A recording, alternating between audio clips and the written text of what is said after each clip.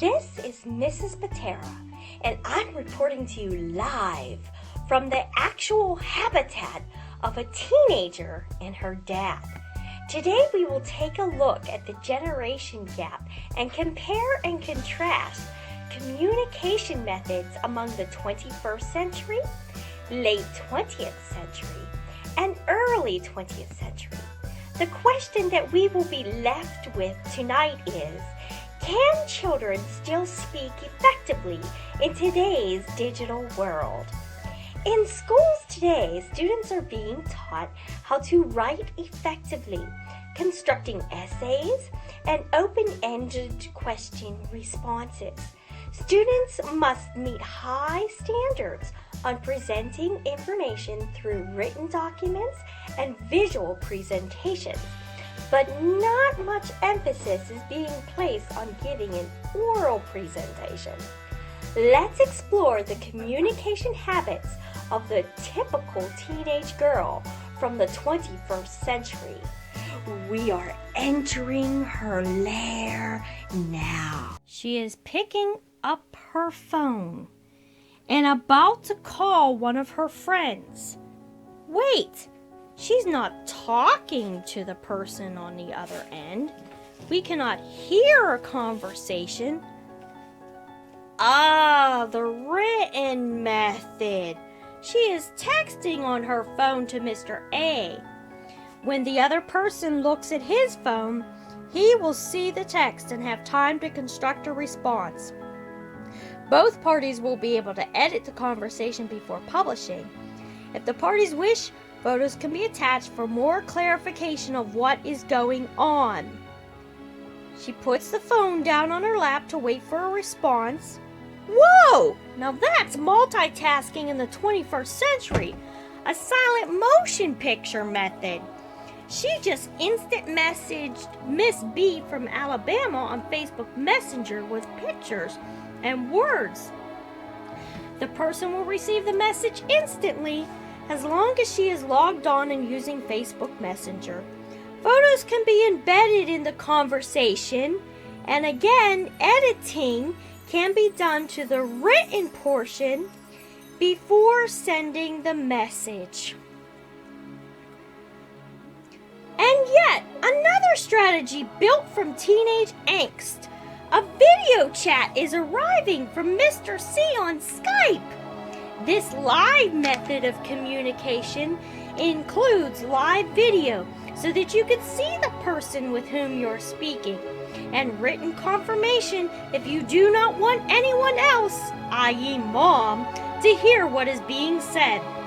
There is a lot of short answers and silent pausing, more typing, and here comes the return message from Mr. A on the cell phone. YOLO, you are smart, BRB, have to go eat? That's messages in some kind of code. That's not proper English and would not pass the written standards, let alone speaking effectively. Let's take a break from this nonverbal atmosphere. Okay, let's explore the communication habits of the typical dad from the 20th century. We are entering his lair. He is on a phone call right now. He is using his oral language skills to effectively talk to the person on the other end. These are complete sentences with some detail. Nice work, Dad. He knows how to speak. The conversation is over, and he is now texting Mr. D. Again, the use of full sentences and questions that clearly convey what needs to be said. Mr. D texts back, obviously from the same generation, because these are complete sentences and thoughts that fully answer the questions. So Dad knows how to write and speak.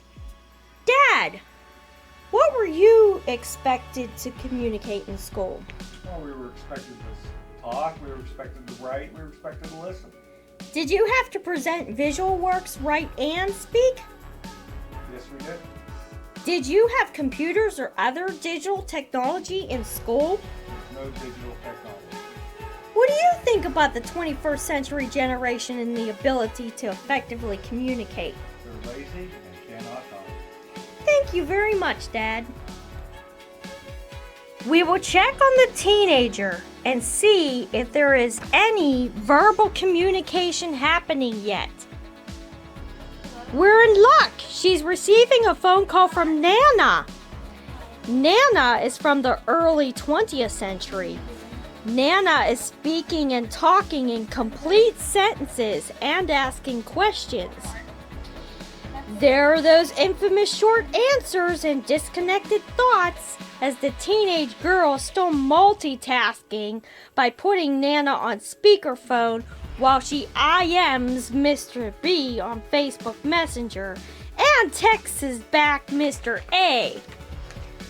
Excuse me, Nana, may I ask you a couple questions? Go ahead. Nana, can you tell me how you were expected to communicate in school? By speaking. Did you have to present visual works, write, and speak? Yes. Did you have computers or other digital technology in school? Absolutely not. What do you think about the 21st century generation and the ability to effectively communicate orally? Well, I think they're losing their ability to talk face-to-face and one-on-one with people. Well, thank you very much, Nana. There we have it. Methods of communication among generations. As each generation progresses into the digital age, less spoken language is emphasized. Written and visual aspects are focused on more in depth.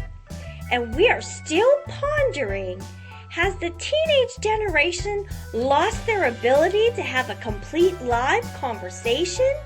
Do they know how to effectively speak? This is Theresa Paterra, Brook County Schools LD teacher, signing off.